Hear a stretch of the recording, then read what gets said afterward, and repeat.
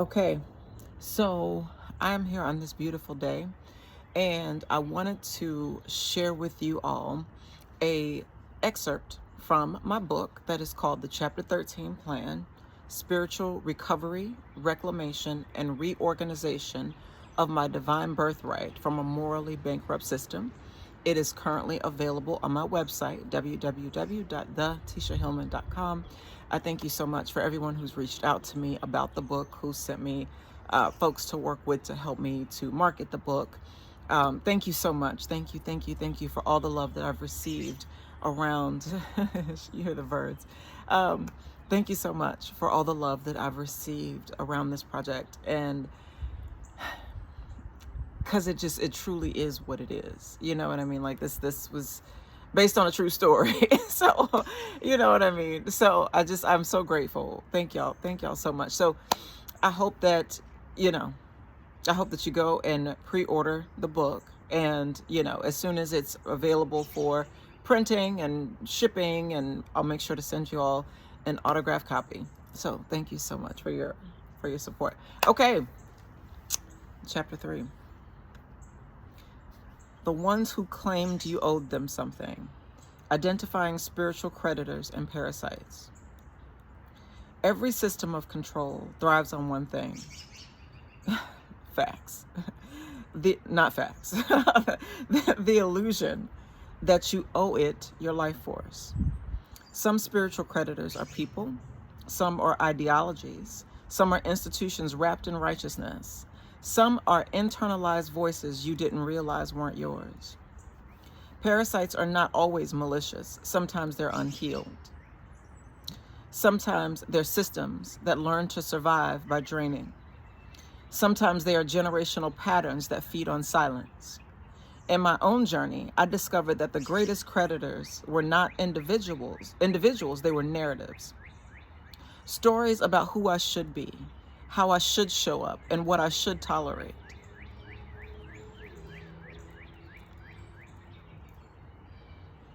My little cursor thing went.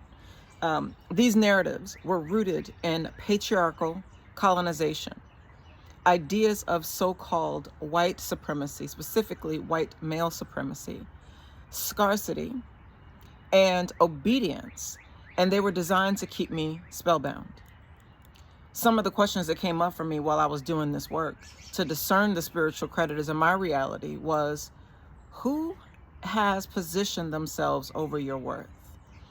What systems claim domination over your destiny? Which relationships feed you and which feed off you? Where has the spell been cast so subtly that you mistook bondage for love? And it took going on a spiritual journey within myself to answer, look at that, in real time, y'all, to answer these questions and to explore the ways parasitic attachments happen. This is in part because a parasitic attachment can happen in subtle ways and ways also that are obvious. So being in tune with my own energy was important here. It was difficult at times to get quiet and to still to hear my own inner wisdom. But I knew that's exactly what I needed to do. I needed to sit and listen to the voice in my soul that was always there as a guide, even when it was not fully known or appreciated.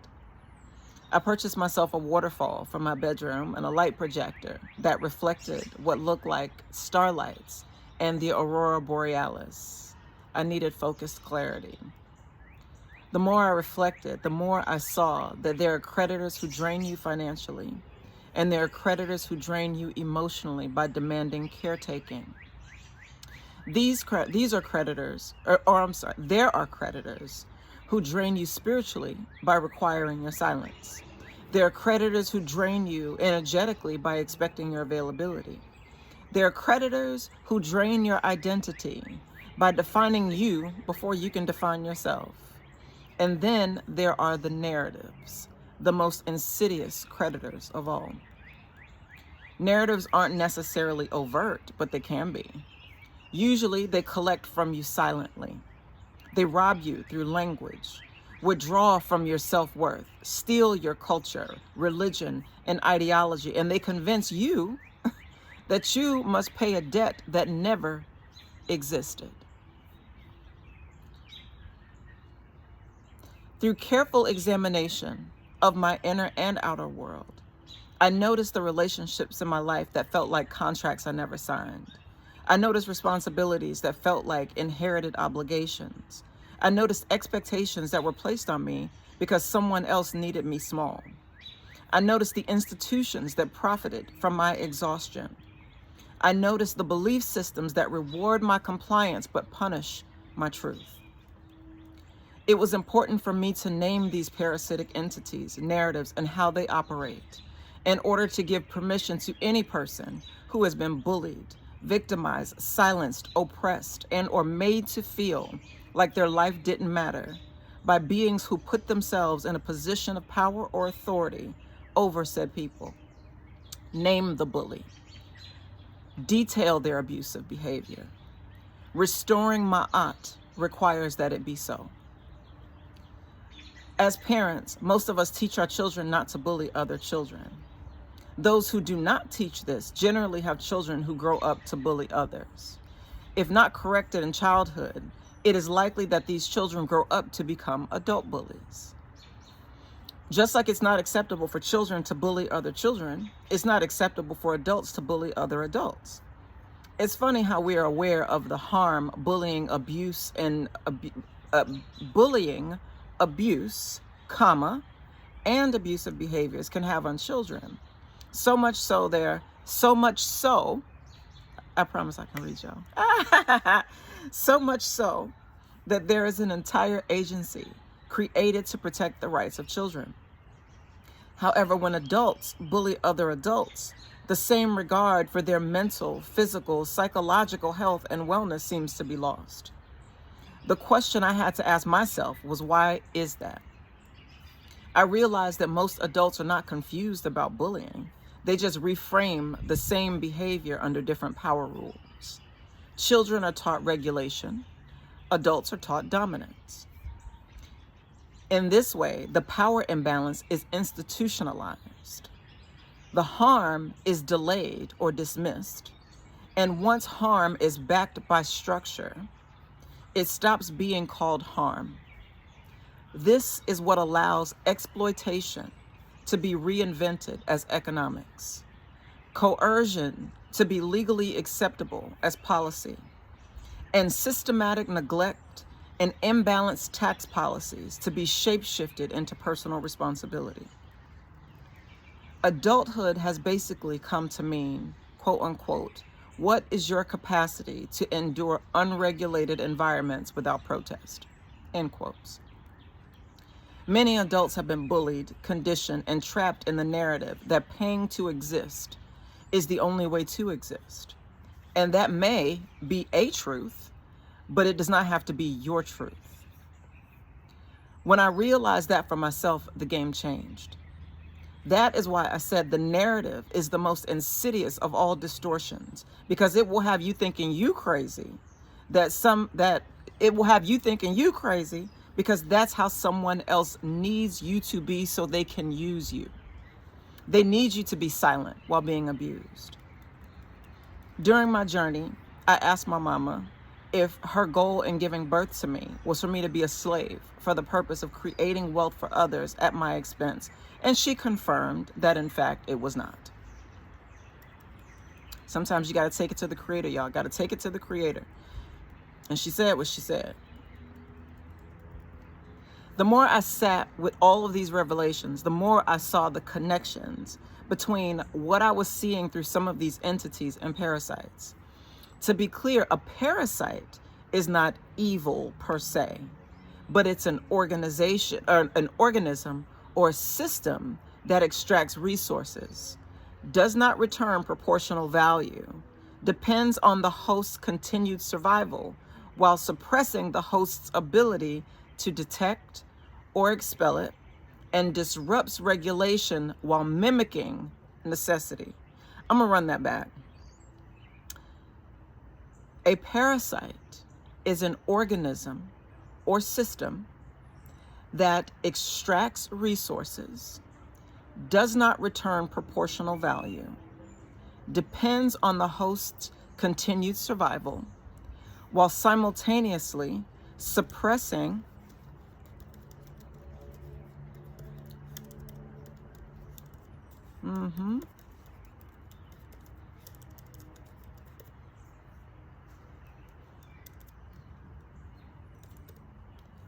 the host's ability to detect or expel it, and disrupts regulation while mimicking necessity.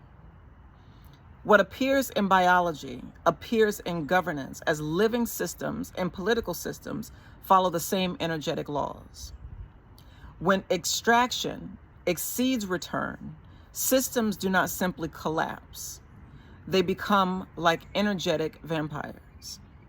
This parasitic behavior is shown when taxation exceeds social return. It is revealed when compliance costs exceed public benefit, when surveillance grows while trust erodes, and when the people are regulated but institutions are not.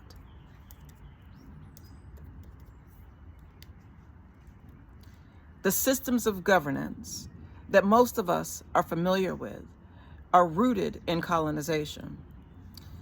Like I said before, colonization was also a spiritual and economic system of conquest.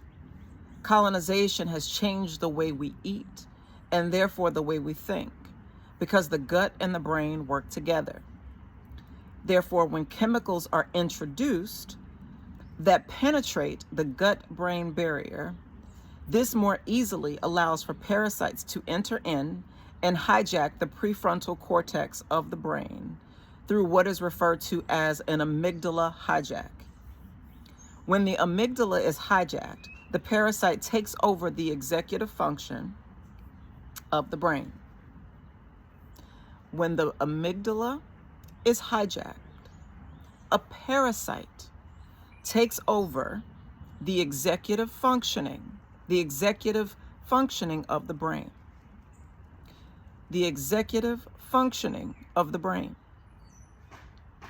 And the host now becomes a passenger on their own mental plane. By divorcing people from nature, keeping people too busy to connect with nature, and introducing artificial workplaces with artificial light while eating food made with artificial ingredients, it stands to reason that said people would be replaced by artificial intelligence. The call is coming from inside the house, essentially.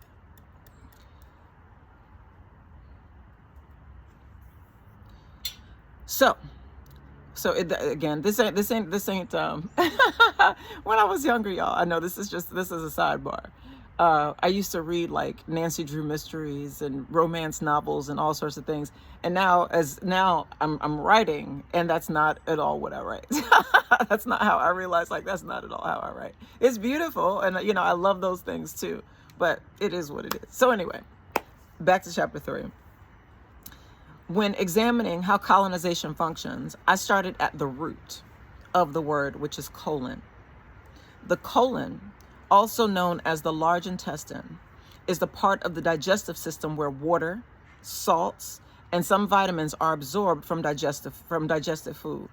The overall function of the colon is not to provide nourishment to the body. The colon is the site of final extraction. In the same way, colonization did not arrive at the beginning of a system. It arrived after life, culture, and value already existed.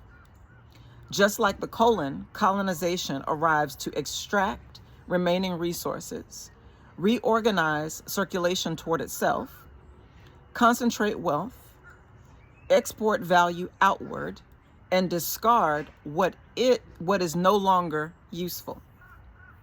This is why colonized systems experience resource depletion, economic dependency, but not regeneration. Just as the colon is expected to handle what's left, colonized people are expected to survive on what remains. For this reason, overfunctioning is rewarded. Exhaustion is normalized. Rest is moralized. and regulation is punished. It is a colon logic. It is a colon logic applied to life, and a society organized around extraction is biologically unsustainable. Be- I know I keep doing these asides, but I keep thinking of stuff. So when I was maybe like 7 years old, shout out to it is still there from what I think they turned it into a municipal building. It still may be attached. Riviera Beach, the public library. That's where I used to go and read to kids when I was a kid or when I was a child. So yes, so it's funny that here we are, and all grown up, so to speak. And here I am reading to people yet again. So full circle, I love it. Because the colon is the organ that is literally full of shit, a part of my regime or my regimen was to ensure healthy movement and flow of the colon through way of dance. And I'm not gonna dance right now, y'all, but just know, specifically dancing that winds the waist to wind the waist. Winding the waist allows the cycles to complete, because again, remember, we're talking about a digestive cycle that has to a digestive process that has to cycle all the shit that you've ingested, right? You have to cycle all of that through the body. And then I'm not reading, I'm just stating. So you cycle that through the digestive system, and it comes out of your butt, right? When you go to the bathroom, right? When you poop. But it also allows residuals to come through the base of your feet, right? And so this is actually important because the Virgo, right, actually governs the digestive system and the way that we process information and digest food and all of the things. Because again, we're talking about this gut-brain barrier, right? Because all of these things are connected, right?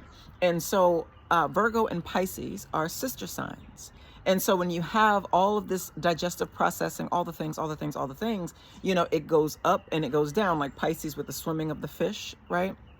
So, that what you digest and is broken down by way of information and all of those things, it gets then translated throughout the nervous system, throughout the rest of the body, up to the brain, down to the feet, all the things. And so if something gets stuck or stagnated or, or otherwise is not able to fully process through the body, and is held in the gut, it gets held in the tissues. And that then in like any stagnation, water stagnation, right? It creates dis-ease. It creates a stench. Do you see what I'm saying? It creates a stench, because it's the stagnant fluid that should move throughout life and move through your body, move through your gut, move through your system, right?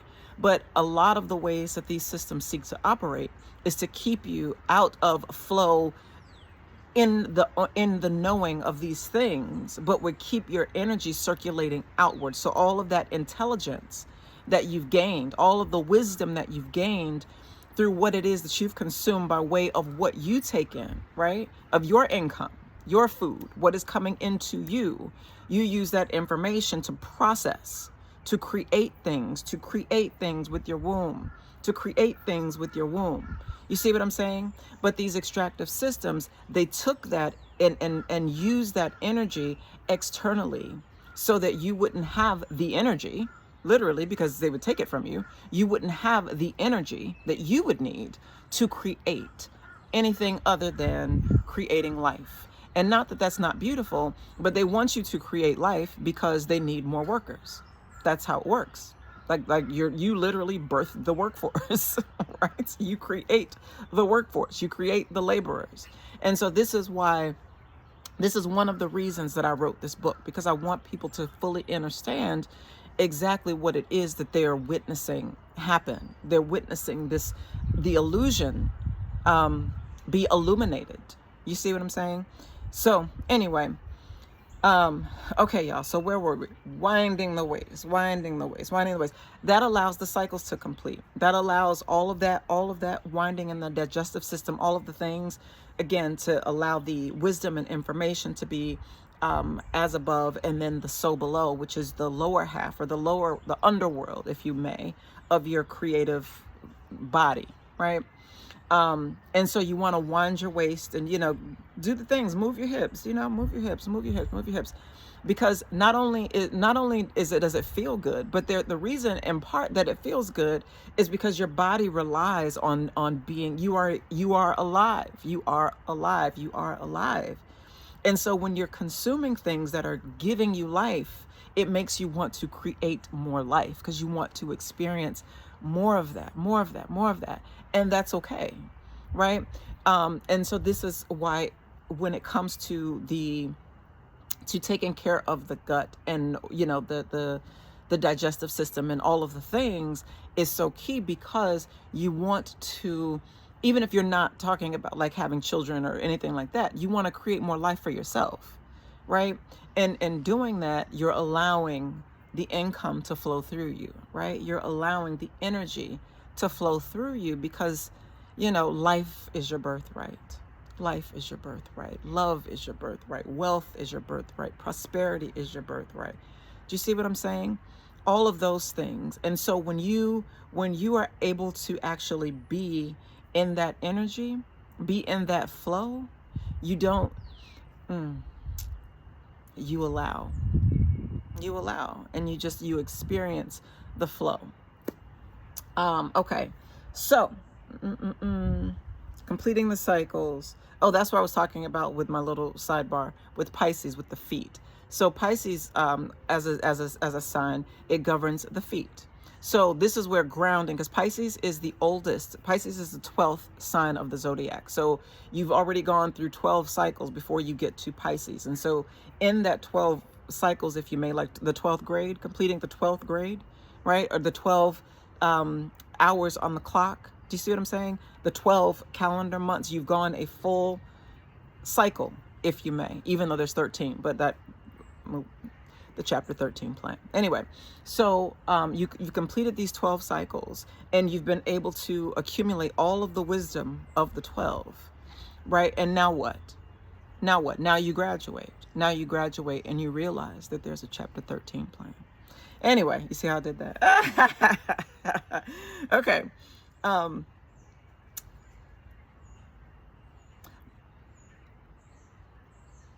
Okay. So why winding the waist is important? It's necessary because colonized systems are not just extractive, they are constipated. So movement is key.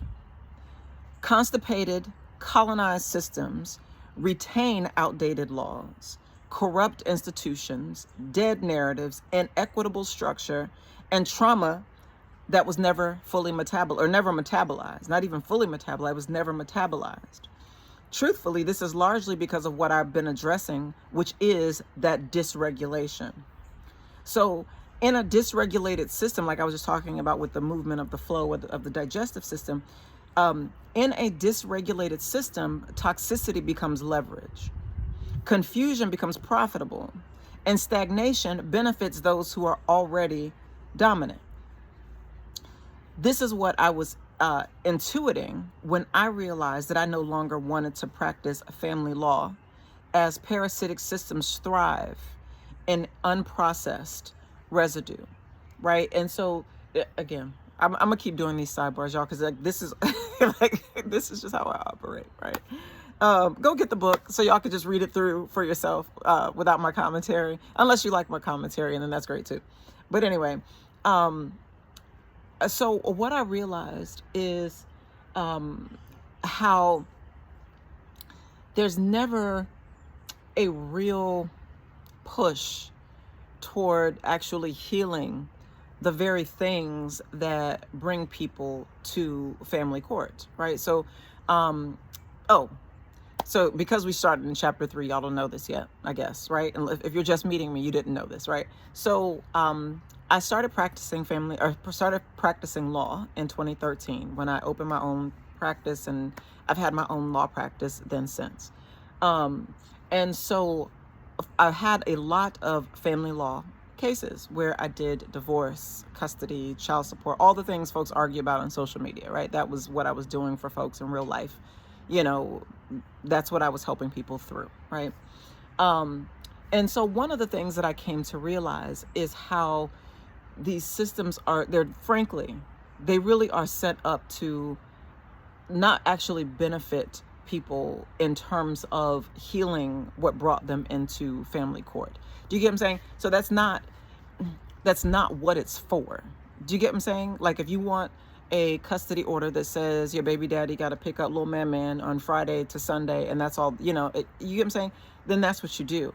But the reason for, man's daddy, acting this way, or for, his mama acting this way, you know what I mean? The reason for that is not what's actually before the court. Do you get what I'm saying? The court isn't interested in actually figuring out what brings you here necessarily. Like they want to know what the issue is in terms of what brings you before them, but not actually at that level of depth. Do you get what I'm saying? And a lot of people come to court looking for justice that can truthfully only be found by going within. And that's why I focus so much on self-healing and discovering who you are and healing your wounds and all of the things. Because one of the things that I came to realize is that, when you go to a personal injury attorney, most of the time, probably all of the time, they're not going to take your case if you cannot show pain and suffering, if you cannot show that you have been through pain and suffering. That is what is profitable, right? Because people want to know that you've in fact been harmed. Do you see what I'm like? That is the system. That is it. That's it. How much have you suffered, right? Did this person hurt you? Did this, that kind of stuff. But it doesn't deal with those deeper issues that only you can deal with within yourself. And so this is why writing this book was so important for me, because it was an opportunity for me to tell the story from the perspective, and not even tell the story, but to write down what was happening in my life, in real life, what was happening. You know what I'm saying? And the lessons that I got from all of the things that I had experienced, right? Just individually as a person, right? As an attorney, as a business owner, as a spiritual being, right? As a homeowner, as a, and all of the things and all of my wholeness, how those things actually, all of those things broke me down, if you may. And now as I look at them, it broke down who I was in relation to the system that I was a part of. Does that make sense? So not necessarily who I am, right? Because I am that I am, right? But in terms of who I am as it relates to a system, with the understanding that the system was not designed in its the way that it was being used for all intents and purposes. It wasn't designed to actually benefit me. Right. And then, once I clearly came to that level of awareness, I started having more and more of these revelations. And so this is why I put this down in this 156 page, as it will, remembrance. Okay, so I won't keep y'all too long. I'm gonna let y'all just go to the website, www.thetishahillman, that's TISHAHILLMAN.com. Okay, or you can go to the relationshipsoracle.com. That'll get you there. Even though I go by the relationship oracle, the website that was available was the relationships with an S, oracle.com. So y'all got that. Anyway, all right. Constipated system, toxicity, stagnation, not wanting to, process, this, dealing with a system that thrived in unprocessed residue. Okay, so I realized that the system fears elimination because it has mistaken retention for survival. This is evidenced by the lack of programs to assist people in healing the very traumas that led them to the court in the first place. In this context, if people were healed, it would be less likely they would need the legal system, court, judges, or even lawyers. Now, again, I want to be clear about that because there are still situations where people need wise counsel. Do you understand what I'm saying? People need wise counsel. But that has been conflated into needing a lawyer. Do you get what I'm saying? Still different, because a lawyer has the ability to operate within the legal system. Having wise counsel is having wise counsel. Does that make sense? Okay, huge distinction. Okay. Because of where melanated women are usually positioned in these systems of regulation, exposure, and consequences, this proximity has also sharpened our perception. This is because we've often been in roles that require we read shifts in mood, sense instability before it erupts, anticipate harm, and manage fallout. I see it as an example of innate magic, but it's also practice under pressure. Getting in tune with myself, my cells, and my soul allowed me to hear the pulse of my own heart, to make sure I was not being led astray by one of my own parasites. Because, child, we all got them, or had them, right? So I re-entered the original economy, the economy of energy, gratitude, and trust. And it was a much needed return to self. It was a return to self. Because one of the things that colonization does is that it robs you of the truth of who you are. And it replaces your truth of what it needs your truth to be so that it can survive and operate. I realize that my truth may not be your truth, but the more we live in alignment with our truth, the more we free not only ourselves, but the ancestral lineages that came before us. True liberation for me is included. See, this is the thing about the seasons changing. These little bugs be coming out. But I'm grateful because the ecosystem, y'all. It's the ecosystem. So anyway, true liberation for me included unlocking my inner library of ancient wisdom, my Akashic records. This library is the very spine of your life's book and the stories written along the way. It is the place where experience is recorded as posture, tone, and movement patterns. It is the place that records the chapters along your journey where you are expected to be strong without support. It is the place where pain and inflexibility reveal places along your journey where the story is stuck. It holds the central nervous system and protects the spinal cord, which is the information highway and the librarian. So once unlocked, I knew that I could not truly be in alignment with my whole truth and liberation until I read all 33 chapters of my library book, highlighted the sentences I had given myself, and then highlighted all the sentences I had given myself when I left my confidence and did not stand up for myself and do the work to close out any unfinished chapters.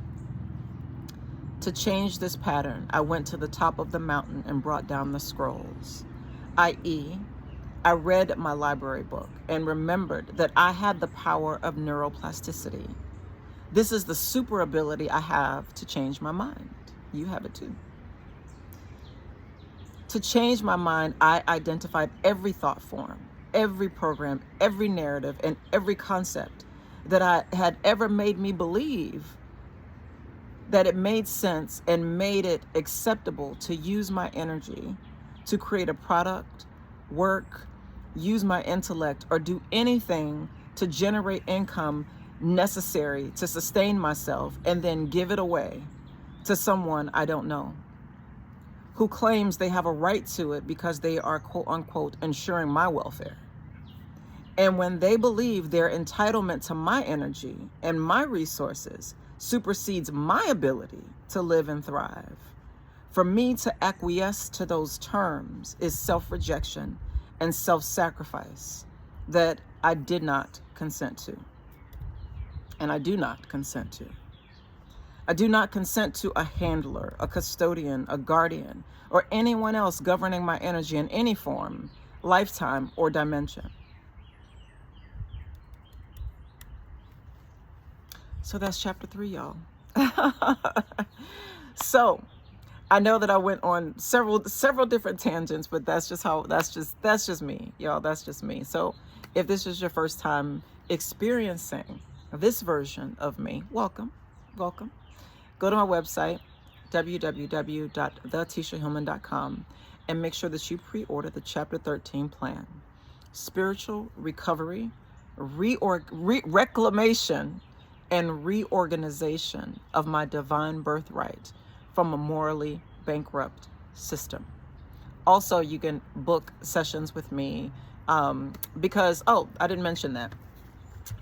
Because when I made a decision to, I basically just made a decision to practice what I preach from that respect. Do you get what I'm saying? So the fact that I was noticing all of these folks, folks having these patterns when it came to what was bringing people to court. Let's talk about these relationship issues, these relationship patterns that are happening that I can't unsee it because I'm seeing it in real life. I'm seeing it on the internet. I'm seeing, it's a thing, right? And that's when I made the decision to really step into my role as the relationship oracle. So more than someone who can go to court on someone's behalf, this is what I've done.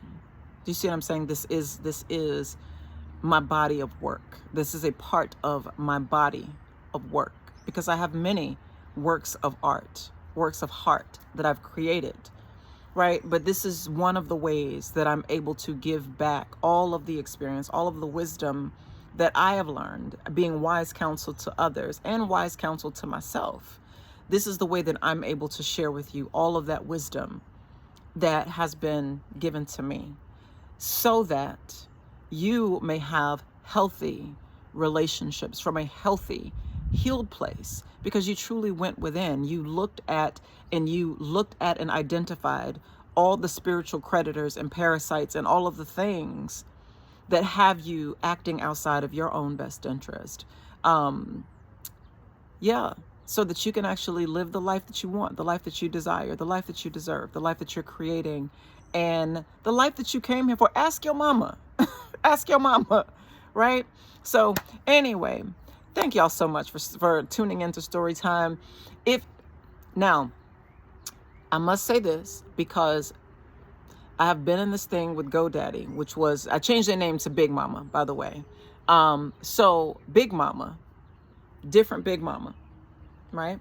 So they were having some issues figuring out why my website was not allowing folks to download my digital products. So if for some reason you are either unable to complete the purchase on my website or any purchases on my website, or if for some reason you do not receive any sort of link to download or an email, something for you to download the excerpt, which is not this part, right? It's the first part of the book that's as the excerpt available when you go to pre-order the book right now. So if for some reason you don't get a link or information to download it, send me an email. Send it to my personal email address at tishahillman@gmail.com. Tisha Hillman, that's TISHA HILLMAN @gmail.com. So if you don't get it, email me and let me know so that I can, one, look into it again with GoDaddy and make sure that was in fact rectified. Secondarily, so that I can make sure that you get what it is that you ordered. Okay? All right. Well, thank y'all so much for tuning in. I look forward to seeing y'all in another place, time, dimension, space, whatever. But I look forward to it. So y'all, thank y'all so much. Love yourself well. You deserve it.